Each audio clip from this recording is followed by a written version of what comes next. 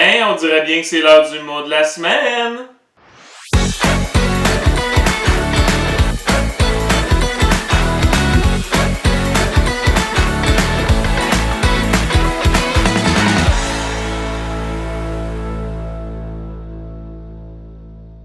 Cette semaine, un mot que j'utilise au moins 5 fois par jour, lixivia. Qu'est-ce que du lixivia? On est dans le thème du développement durable, donc ça n'a rien à voir avec le jouet Monsieur Patate. Donc, si j'utilise le mot lixivia au moins 5 fois par jour, qu'est-ce que ça veut dire? Est-ce que c'est A, du liquide contaminé, B, de l'engrais chimique, ou C, une cellule photoélectrique? Du lixivia, comme dans la phrase « Qu'est-ce que du lixivia? » Alors, j'ai bien l'impression que soit tu le sais ou que tu vas deviner, donc c'est le temps de voter. Levez la main ceux qui disent A, du liquide contaminé. Levez la main ceux qui disent B, de l'engrais chimique.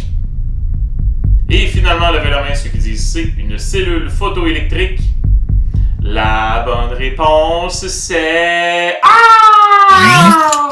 Du liquide contaminé, du lixivia, souvent on va appeler ça du jus de poubelle. T'as-tu déjà ouvert ta poubelle ou ton bac de compost puis il y a comme du petit jus dégueulasse dans le fond?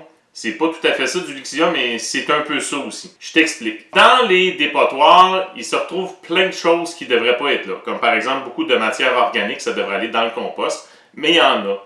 Il y a des trucs qui sont quand même assez polluants qui se retrouvent dans les dépotoirs. Puis il y a tout le reste là que on sait juste pas quoi faire avec, ça se recycle pas ou ça se recycle difficilement et ainsi de suite. Bref, il y a toutes sortes de choses qui se rassemblent dans les dépotoirs. Il y a une espèce de fermentation qui se fait, de décomposition qui se fait un petit peu de manière naturelle, à cause des résidus organiques entre autres. Ça forme un petit jus. Et en plus, surtout, l'eau de la pluie qui arrive là-dedans, ça va aller se filtrer à travers de la chenoute des contaminants et ça forme un liquide à la fin qui est hautement contaminé. Imagine-toi, je vais te faire une autre analogie peut-être encore plus simple. Tu as peut-être déjà vu un percolateur à café, une machine à café, tu as du café dans un filtre et on fait couler de l'eau chaude dedans et il y a un beau petit café qui se retrouve en dessous, là, ça coule dans la tasse. Imagine maintenant qu'au lieu d'être du café, de la poudre de café dans le filtre, c'est toutes sortes de cochonneries. Imagine que tu mets plein de résidus de poubelle dans le blender, là, tu fais tout broyer ça, là, puis tu mets ça là-dedans. Là. Alors oui, il peut y avoir des matières organiques, mettons des feuilles mortes, des petits morceaux de piles, hein, ben oui, hein, quand on a fini de se servir des piles, c'est pas tout le monde qui les recycle. Un morceau de table de ping-pong brisé, un vieux jouet, du styrofoam, du styromousse si tu préfères. Toutes sortes d'affaires, on broie ça en petite poudre, on met ça dans le filtre à café, l'eau de la pluie elle arrive, qu'est-ce qui se retrouve en dessous? Ben c'est pas de l'eau pure, je suis désolé.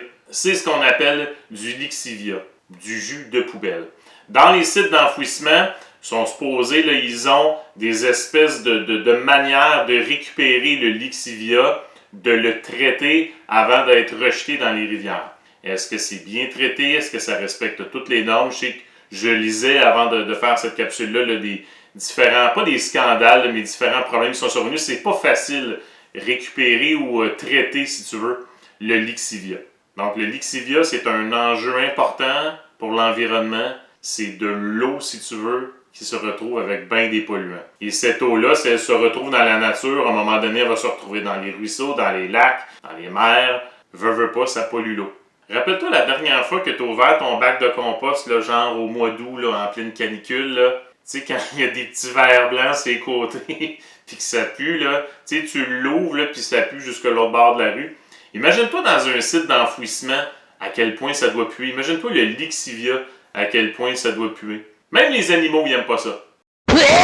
J'ai une chèvre, moi, domestique. On va lui demander si ça sent bon. Elle s'appelle Betty. Alors, Betty, est-ce que ça sent bon du lixivia? Non! Bon, tu vois, même Betty le dit. Alors, petit message au prof, là, parlez-en autour de vous. Les as de l'info, c'est gratuit. Qu'est-ce qui est gratuit de nos jours? Rien.